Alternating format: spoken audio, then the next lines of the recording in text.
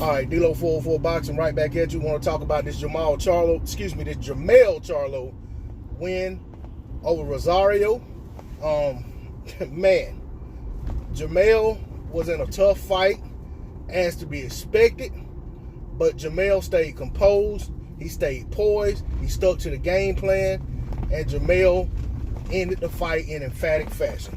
But before that, if you start with round one, Jermell got a clean knockdown, which, I mean, in real time, it was kind of like, was that really a knockdown, or was that, like a flash knockdown? Was the guy already going down? But at the end of the day, it was a knockdown. It should have been ruled a knockdown, and it was ruled a knockdown. And that trend continued. He ended up dropping him 2 more times before the fight. And I think it was just 2 more. He dropped him 1 more time, and then he dropped him to end the fight. But Jermell, fought smart in there. I mean, yeah, there was some times that he had to fight off the back foot. He was having to be on a retreat somewhat. But sometimes it's a matter of giving ground to get ground. And I think that's kind of what it was. And, that's one of Trey X. Shout out to Trey X. One of the phrases he uses when he's calling fights. Giving ground to get ground. And I'm not saying that's original to him, but I'm just saying he says it a lot, so I want to give him credit for that. But, Jermell,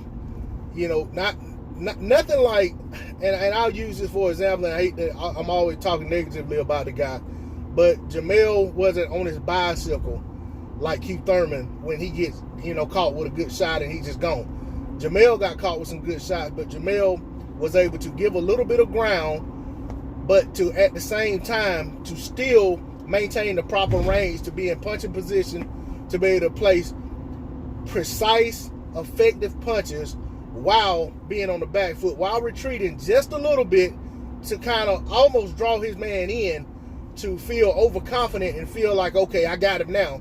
And then Jermell would follow up with, would respond with big shots that were enough to make him back up.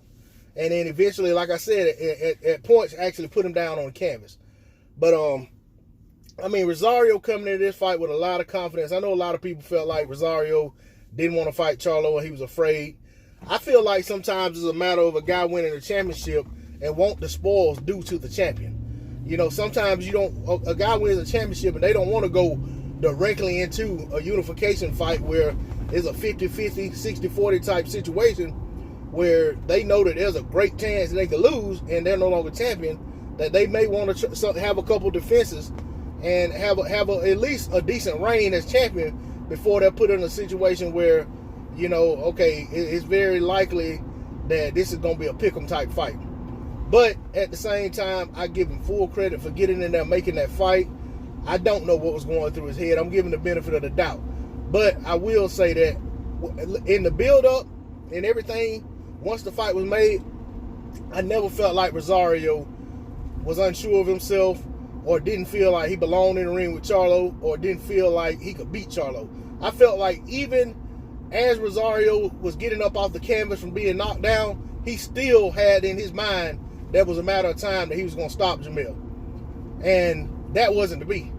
Jermell put on an excellent performance.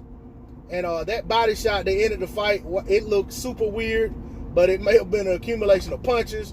I mean, even Jermell himself was like, and I don't know what it was, but man, it was just impressive.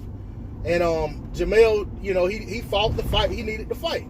And even if, as fans of the sport, and even as a fan of Jermell, and I picked Jermell going into this fight, I did feel like he may have to get off the canvas to win, but he didn't have to do that. So that was even a bigger testament, or even more telling, of how sound he is as a fighter, how sturdy he is, defensively responsible. Yeah, and that don't mean you don't get hit. But he never got hit with something that put him down. He never got hit with something that he couldn't recover from, that just took the play away from him altogether. I felt like if you took away the knockdowns, you'd have a totally different fight. But that's not the way boxing works. Those knockdowns count as a 2-point swing for a reason. And Jermell did his thing in there. Jermell is the king of the 154-pound division until proven otherwise. I think Jermell is open to taking on all comers. I don't think he's that type guy that's going to maneuver around and try to avoid fighting certain guys.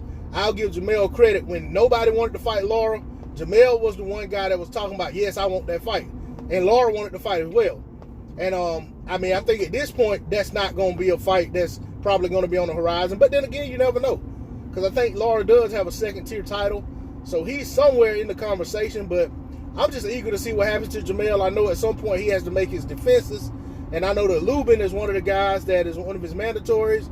And I don't know how close that fight is to being made, because now he's inherited 2 more mandatories, or at some point he'll have 2 more mandatories. But I look forward to big things going forward for Jermell. Like I said, he's the king of the 154-pound division. If I had my choice, the Texera fight will be made in short order. And we'd be seeing, or whoever at that point is the WBO 154-pound champion. And we'll be seeing an undisputed champion at 154 pounds at the conclusion of that fight. That's what I want to see going forward. But once again, congrats to Jermell Charlo on a big win. He showed up and he showed out. D-Lo 404 Boxing, I'm out. Peace.